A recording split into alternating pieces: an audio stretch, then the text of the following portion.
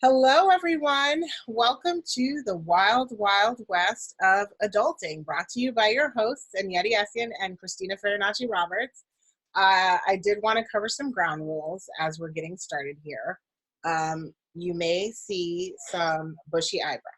That's number one, okay? Because we're trying to follow the rules and follow this whole social distancing thing, which means the eyebrow regimen is going to be a little bit questionable over the next few weeks, but we trust that you're here for the content. You're not here for our good looks. Oh my goodness. And my brows right now are super out of control, but luckily people will mostly be listening. Yes. And also we may or may not be wearing pants. That's another wild card. So we hope we hope that you are we or aren't we? That's the question. I've made that mistake on a few teleconference calls in the past. But I did want to just say, we are social distancing, but we're not fans of social isolation. And so we're going to be coming to your living rooms from wherever we are. So I'm right now sitting in my office. Christina's sitting I'm in my dining room. And we're making this thing work. So we're thrilled to be with you guys today. So why don't we go ahead and kick it off, Christina, and why don't you share a little bit about, why we decided to launch this podcast? Why this, why now? So I feel like I came to you about the podcast over a year ago, and you totally poo-pooed me. But now that thanks to this national quarantine period, you seem a little more open. More enthusiastic. So basically, right now we're in a time where everybody is kind of stuck at home, and it's making us question sort of a little bit of everything, which Anniedi and I are ahead of the curve because we've been questioning everything for about the last 5 to 10 years. And so we figured, let's talk this out. Let's talk about how the rules of the game are changing. In fact, the game itself seems to be totally different. So this is just a place for us to talk about work, relationships, wellness, disruption, as in the disruptions we're living in right now and will continue to kind of have to navigate through, but also what are the disruptions that we want to make, not just happen to us. So in order for us to start from where we are now, we actually have to work backwards. And let's tell a little bit of our story. I think we can do a ping pong. So I moved to South Colony School District in second grade, January of 1988 to be exact. And, as some people would call it luck, I would call it divine providence. I was placed in Mrs. Peabody's second grade class where Anniedi happened to be a student. And so here I am in the cafeteria, and this cute little girl comes up and says the following. Anniedi. My name is Anniedi, and I like pizza. Now, this was the start. It's a pickup line for the ages, okay?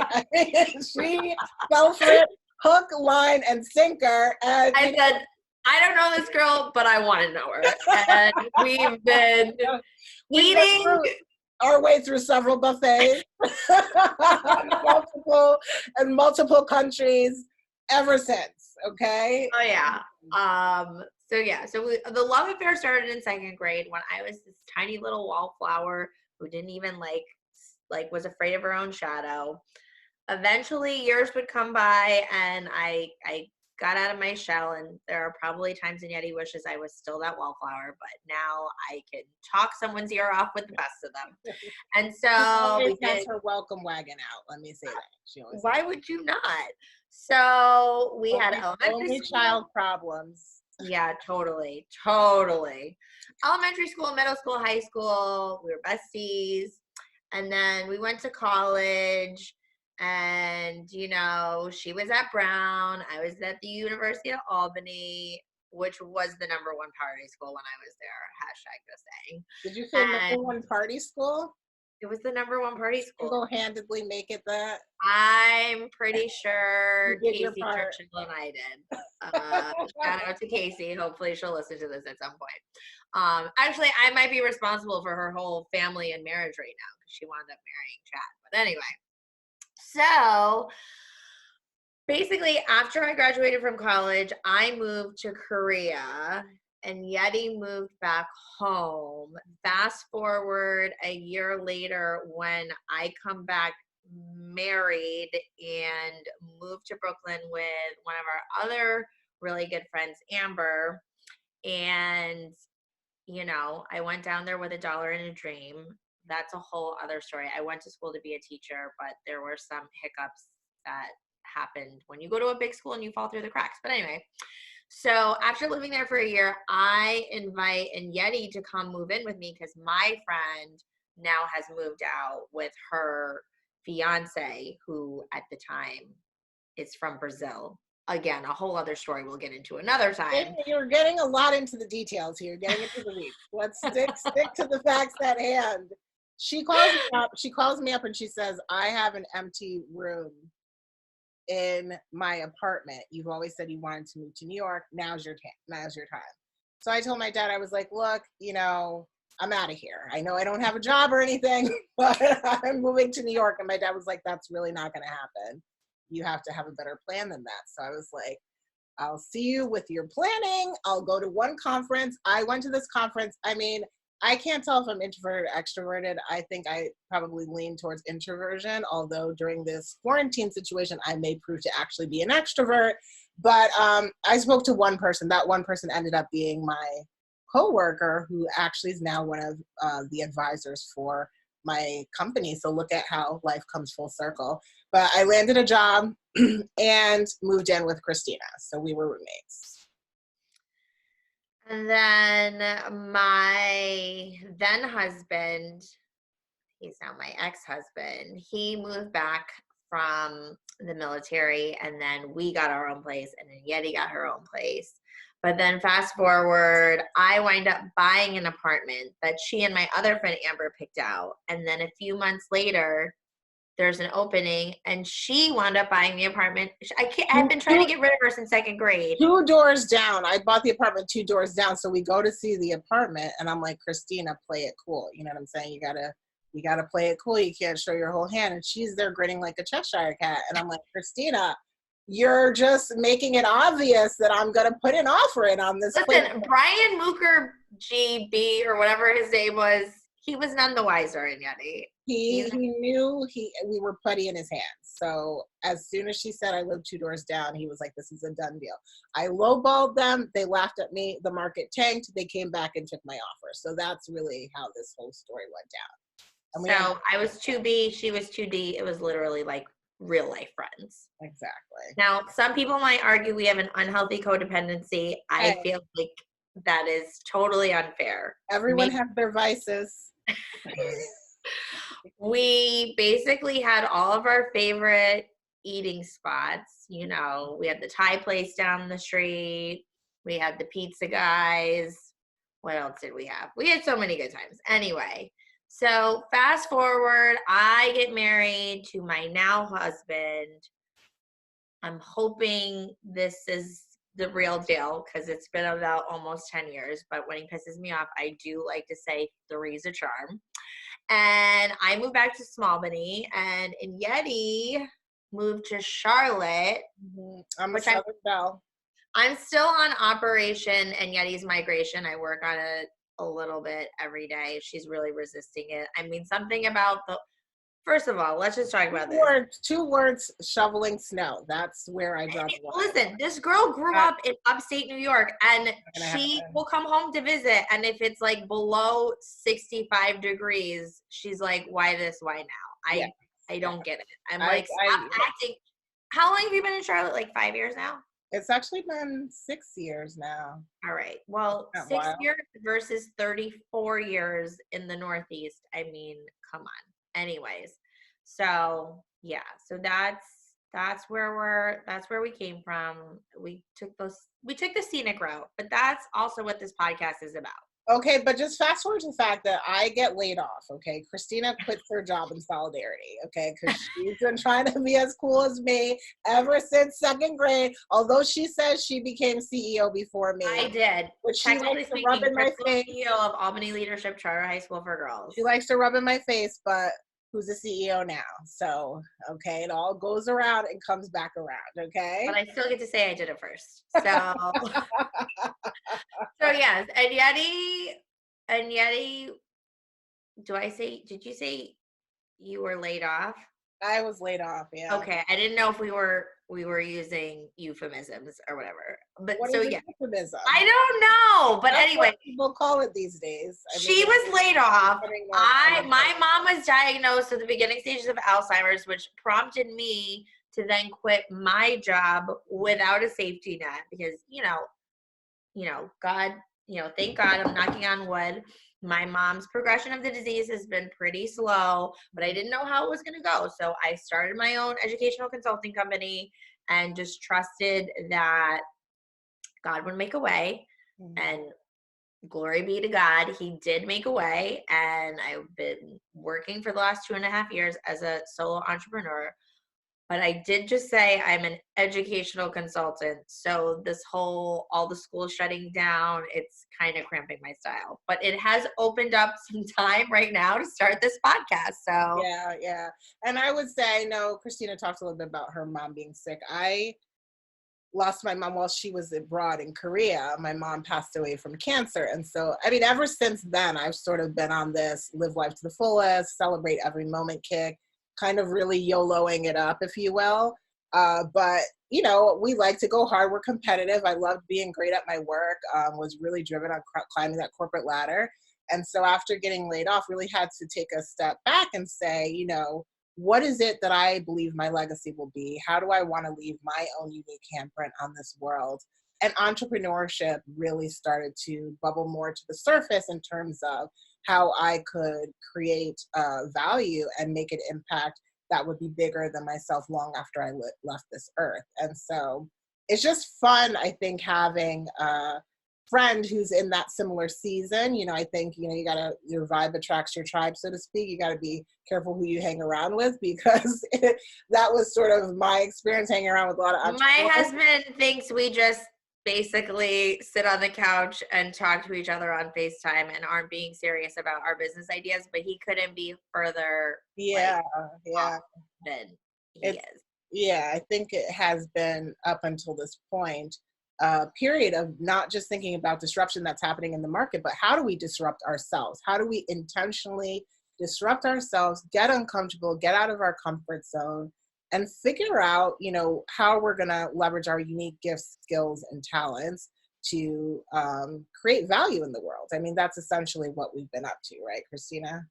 Yeah. So I have had Heart Hands Consulting. That's my educational consulting company. And I've been creating this sort of other branch or leg off of it called Grace, Grit, and Glory, which is going to be a whole faith and fitness-based empire because both of my companies basically are under the premise that all human flourishing is optimized when we activate, cultivate, and align our head, heart, and hands, or mind, body, spirit, however you want to put it. But this notion of really making sure that we are living as our whole authentic selves and integrating everything and not neglecting one part or leaning too heavily on another part, but really finding that balance and that synergy. So I'm really excited about what's happening. I think we're going to kick some serious ass, if you ask me. Absolutely. And I've been on a pretty similar journey. So rather than, as Christina's been in education, my focus has primarily been healthcare, really how to break a broken system and build a new way, the future of health, if you will. So I've been in the health and wellness. Ditto for education, hashtag just saying. Definitely. I've been in the health and wellness space for almost 20 years, had worked in a variety of capacities, whether it be for large employers who are trying to figure out how to deliver care to their employees and wellness services in that regard, to health insurance companies, providers, healthcare technology companies, and then spent the bulk of my career as a consultant advising some of the largest companies, including Fortune 10 clients, on how to build the future of wellness. And so my company is called Edem Spark. I'm the CEO and founder, and it is the wellness community for ambitious bosses. And we essentially save busy professional women from sacrificing their health for their ambition by providing tools, resources, and services around the areas of weight loss as well as overall wellness. And so we're really focusing in on how do you live your best life and how do you redefine health in a way that is defined on your terms. And I think there's no more time like the present, given all that's going on, where we're all sort of laser focused on the health of ourselves and our families and really thinking about that in a really focused way. So that's what we've been up to over the last, how many years has it been of our friendship, Christina? Well, 88 minus 0, carry the 2. Well, we're 25, so you do the math. Yeah, We're both 25, No, so you do the math. we just celebrated our 32nd friendsversary, which FYI, when Anniedi was totally bawling. Bawling and shot calling. And shot I calling. took her to Paris with my She did. flight miles, with my frequent flyer miles and my points. And I said, Christina, you know what? I'm going to cover the flights. I'm going to book a hotel. You just cover the meals, okay? You're just in charge of one thing. Do the meals. Now, that was probably not the right decision because at the all-you-can-eat breakfast buffet in Paris, she's like, put the chocolate. No, that wasn't in Paris. Christina. That was in Monaco. In Monaco, but you said put the chocolate croissants in your underpants. Now you see this. I may or may not you're have in Monaco with chocolate croissants in your underpants. It's not a good look for anybody. Okay, so after walking around the city and me being like, Christina, I'm hungry. Okay, I am very hungry. Like Anniedi, You're fired from the meals. You're fired from the meals, and you know, you just got to be careful with who you travel with. So, I mean, essentially, this is like a virtual road trip. Wouldn't you say? It's like a virtual road trip where we are just sharing, you know, our perspectives. It's like carpool karaoke. Carpool karaoke. Except we are going to be integrating more of the life lessons. Absolutely. And, you know, so... I mean, I guess we should get to the title, right? So it's like the wild, wild west of adulting. Right now, we have a little survey going for our tagline. Yeah. It's neck and neck right now between hashtag manifest your destiny versus hashtag dare to venture. Yeah, we're sort of at the edge of our seats on what it's going to be. But essentially, I mean, this is the wild, wild west of adulting. Like, we are pioneering a new frontier. We're trying to make a way for ourselves because what we want to do, there's not a roadmap to it. There's not something we can put into our GPS. Like, we are trying to create this life by design, and we're pretty sure we're not the only people. Or maybe there are people out there right now that they're dreaming about it, but they're too scared to get out of their comfort zone. So, like, I feel like Anniedi and I want to push you to question everything you feel like you have to do. So one of the things that I'm sort of wrestling with right now is, do I want to stay in my home? I love my home. It's a beautiful home. But in some ways, it makes me make certain decisions because I have a financial reality that's attached to this house. Now, obviously, I have to live somewhere, but I don't need to live in this particular home. I mean, if we had little tiny home, like neighborhoods, I would literally think at this point, I would buy a 300 square foot home for our family of 4 and just do it, because I feel like it would be so liberating. It would be liberating for all the stuff we have. It would be liberating on a financial sense. Like, I feel like we would take more trips and do more things. Like, I'm more of an experience person. My husband is a little bit more of a things. Not like he wants toys. He wants boats and 4-wheelers and motorcycles and whatever. I mean, that's not really my thing. But again, I feel like sometimes we say, like, I can't do something, But it doesn't mean we can't do it. It means we need to think about what is our priority and what it is that we value. And if something is off, like, we always have the power to change it. It just might mean that you would be living a totally different lifestyle than you have. Some people aren't willing to make that sacrifice or to risk it. But at this point, I think if push came to shove, I would sell my house before going back to a quote unquote traditional. I don't even want to say 9 to 5 job, because my job has never been 9 to 5. It's been more like a 7 to 7 and beyond. So Well, I mean, I think beyond questioning the way we live, I think it's a time to investigate how we do business. I think it's a time to think about new business models, new product and service innovation. I think we are all facing it right now, that degree of uncertainty. So whether it's as an entrepreneur or whether you're in a larger company and you're trying to think about how to position yourself, right? You had a lot of physical for me, right? It might have been live events was part of my strategy for the year. Now, how do I pivot and do more digital, more online? I was a former strategist. So I like a degree of certainty. I like to be able to kind of calculate things and figure out, like, where is the ball moving to, not where is the ball today, but where is it going to be in the future? And I like to be able to drive and anticipate some of that shift. And so I think it's a time to question, like, why do I work the way I do? What is the future of work going to look like? I mean, I have some hypotheses on that, which is that we all are going to have to figure out how we define and package up our gifts, our skills, our talents, how we monetize that in a way that's more like the gig economy and less in a traditional sort of employer-employee relationship. I also think, it's going to be decentralized to a certain extent, right? So we're going to not be having the traditional ways of working that we have in the past. And so that requires a creativity, a spirit of innovation, and a courage and curiosity and bravery to really chart new paths and enter new territory that may have not been navigated before. And I think both of us have a little bit of that rooting in terms of being children of immigrants, right? So both of my oh, preach. were born in Nigeria. They left everything that they knew behind. They came for their education. They met, fell in love. My dad, for example, he wasn't meant to go to school. He was a fisherman, essentially.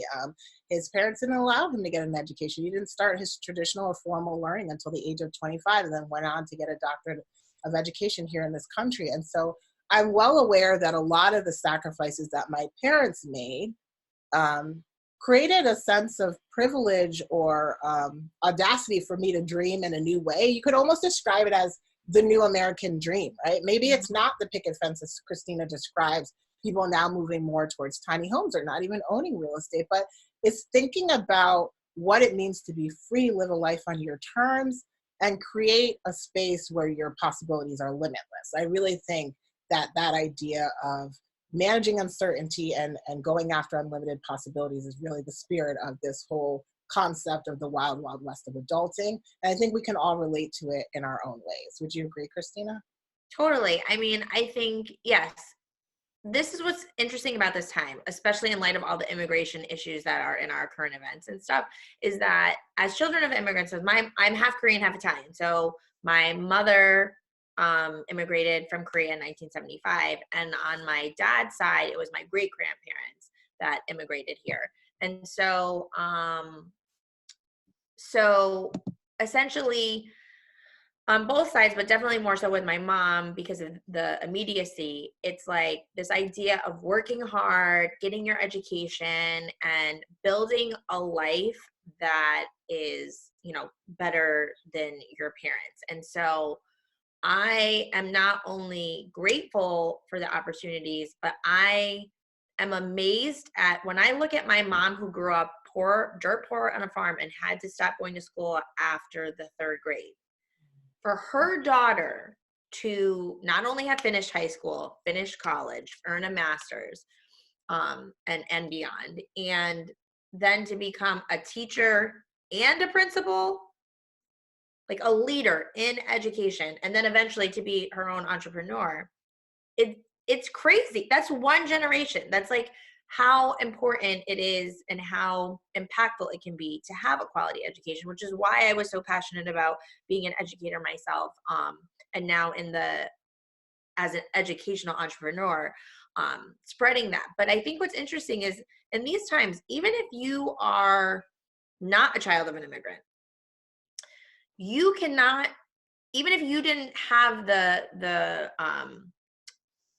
parenting style or the experience that a lot of immigrant kids can kind of relate to, even if they come from different countries, you are now in the same boat as everybody else because of this new frontier, because of this new American dream, because of all this disruption. You cannot just rest on, laurels of the way things have been, because now, whether you're new to the country, your family's been here for generations, the world is a changed place and we have to figure out all together. So to me, it's exciting that we can now, some of those differences and those divisions can actually start to be unified and collective, because just like this COVID-19 is showing us, we ain't getting out of this without each other. And it's also one of those things that none of us are making it out of here, as in the planet Earth, alive.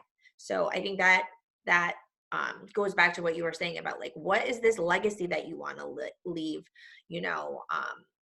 behind? Like, what are you building now that will continue to be? And whether that's your children, your business, your garden, whatever it is, like, this is a time to really think about what you want because one of our other things is #MakeYourMark. What do you want? What mark do you want to make? What legacy do you want to leave? Absolutely. I think it's time to begin to plant those seeds. I know for many of you, you're probably at home right now, anxious about the future, worried about how to use this time. And I think it's time to just sort of begin thinking about and creating that space for possibility. I know it's stressful watching the news and hearing all the chaos that's going on, but it's a time for us to also come together. I think one of the things when I founded Edem Spark, I was focused on wellness defined more broadly, but I was also trying to tackle this issue of chronic isolation.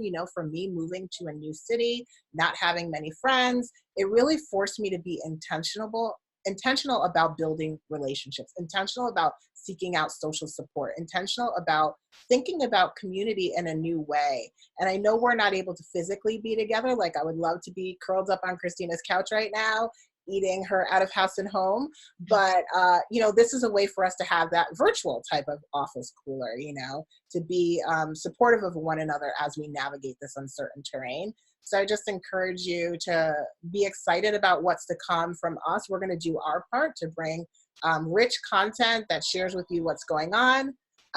Christina, do you want to take that over since my phone's ringing? Okay. So we're going to be looking for, so we're going to try to keep a structure to this journey. We're going to refer a lot to what we do as a journey. We have a destination that we want to get to, but just like in a regular journey that you have, you might have a set destination that you think you want to get to, and you're going to go a certain way. And then you're like, actually, let's take the scenic route, or actually, no, we're running out of time. We need to go fast. And we might take some twists and turns. And also the destination might change. We have to be open and flexible to the fact that, we might think we want something, and then as we get closer to getting it, we realize, oh, actually, we don't want that. I mean, that's one of the things in education that I always try to help kids understand. Sometimes knowing what you don't want is a great step to figuring out what you do want. So we will be bringing, like we said, different topics up and kind of digging a little bit deeper, but we want to keep it moving. We want to have a variety of topics that we talk about instead of being sort of focused on one area, because life is so nuanced and there's so much variety, and we want to reflect what it's like to live today. It's like, you can't just be a health nut, or you can't just be, a bookworm. Like, you have to push yourself to really live in all of those spaces. So, we're going to start off every day just catching each other up on what we've been doing since the last time we talked. And then we'll pick up some, current event topics that everybody's, things we're seeing in the social media feed or on the news. And then we'll shift to having two sort of focused conversations And then the best part is going to be the end when we karaoke. We didn't even get into that, but like karaoke's our jam. Yeah. Kind of. It was, I saw footage of the folks in Italy on their balconies singing together. And I mean, for me, I grew up singing in the church choir. I was in an a cappella group in college. And singing has been always something that during times of good times or bad times, it's been something that has lifted my spirits. And when Christina went to Korea and became a karaoke fanatic, I'm not even going to say I'm a karaoke enthusiast. She is invested in every single piece of karaoke equipment. Listen, I'm half Korean. It's blood. So we're probably gonna share a little ditty here and there, just to. We didn't even decide on what we would want to sing today. We didn't, it's like, I got you, babe.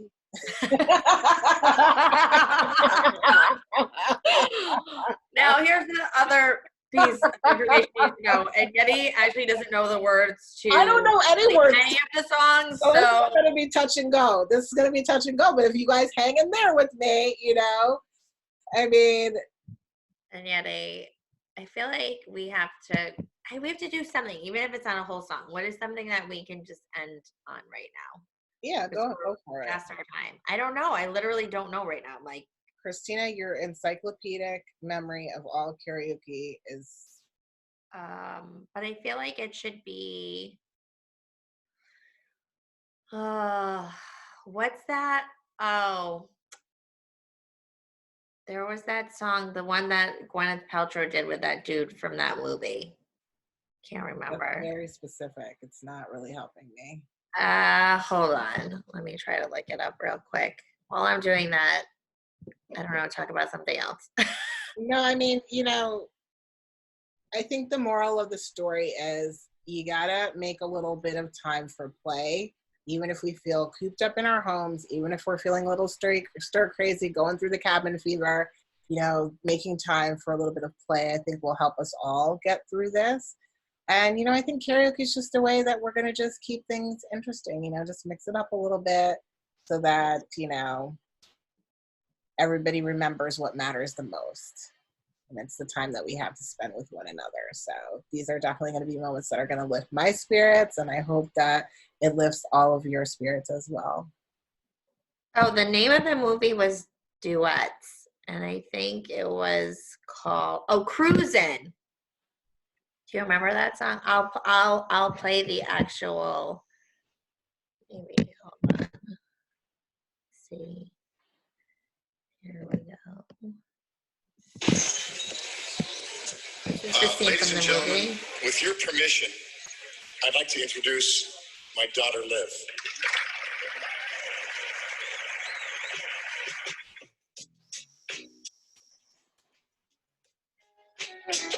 Do you remember the song? You'll recognize it in a second. Baby, let's cruise away from here. Okay, I know this song. Don't be confused. You have to sing along, Christina. That's what works. Maybe that'll be our theme song. We were trying to figure out a theme song. You have to sing along with it, though. Oh, you want to sing it now? Obviously, guys, isn't that the point of carpool karaoke, that you actually sing? Wait, then let's do this. Hold up. I'm gonna cruising duet lyrics. And then we'll play the original. When I'm trying to explain something to somebody and I just don't have all the words that I need, it's at the tip of your tongue. It's just out of. You have the music?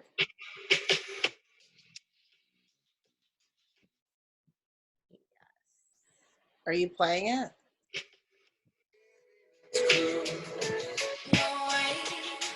Got it? Can you hear it? Yeah, I can hear it.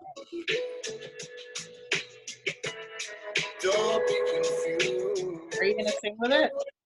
Are you going to sing with it? I don't have the words. I'm trying to find them. It's called Cruising. I know. Want it, you got it forever. This is not a one-night stand. Baby. Let the music take your mind. Just release and you will find. You're gonna fly away. Glad you'll go my way. I love it when we're cruising together. Music is played for love. Cruising is made for love. I love it when we're cruising together.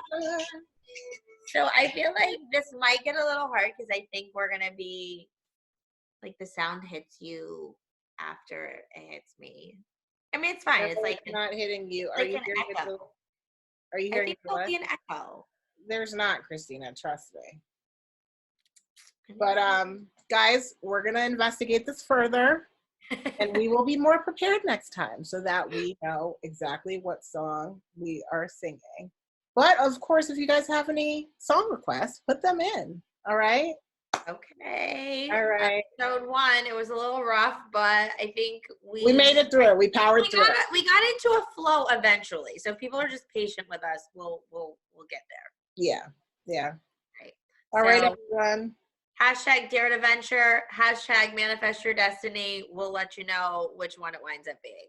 Absolutely. But either way, have a beautiful day. Bye.